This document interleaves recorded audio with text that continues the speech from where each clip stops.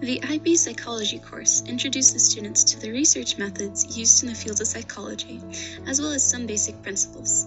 Students will learn about multiple different studies pertaining to the cognitive, biological, and sociocultural levels of psychological analysis and aspects of abnormal psychology. From these studies, students design, conduct, and analyze the results of an experiment of their choice. This helps students to apply their understanding of these studies in a controlled environment. IB Psychology is an excellent course for those who are interested in learning about and participating in psychological research at the introductory level. How does psychology foster the development of the IB character traits? Well, number one, I think anybody who's a DP student is a risk taker. So I think that we're going to develop that because they come in and they have to perform experiment with a group. They have to come up with their own experiment. They have to run the experiment themselves. So they become risk takers. They also inquirers. And communication, because IB psychology students write a lot. They have to write short answer questions, which we call SAQs. They have to write long extended answer questions, or ERQs. And they also have to write an IA, which is a report based on their experiment. So they write a lot. I also think they become more open-minded because we learn the biological, cognitive, and social cultural reasons behind behavior. They become more open-minded, they understand, and maybe hopefully become more caring about other people. So that's what I think. That's how I think IB psychology fosters the profile traits. What skills would you say can scholars develop from psychology? Becoming a critical thinker. IB requires, especially on your ERQs, you have to have a critical thinking aspect to it, so you develop some critical thinking skills. Writing skills, definitely you're going to work on.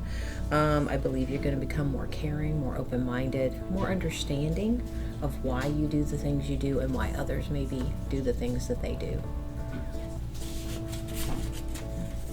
What kind of content is covered in psychology? We cover the biological level of analysis, which means the genes, brain parts, neurotransmitters, hormones, possibly pheromones that maybe contribute to behavior.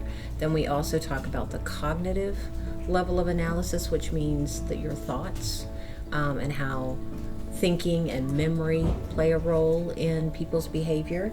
And then we also do the social cultural level of analysis, how the culture you live in, the family you live in, the groups that you belong to all impact how you behave. And then we have options. We do abnormal psychology, health psychology, human relationships, and or developmental. So they within the team, the year that you are, one gets picked, so you can either do abnormal or health psychology or human relationships or developmental psychology. One will get picked and that class will go over it. And what skills would you recommend students have before they begin the class? Number one, organization skills are handy because you're going to be required to keep up with all the different studies that we're studying along the way. So if you're good at organizing either on your computer or a good notebook, good organization skills are really important. Another one is self-motivated. You need to be able to work even when you don't have to.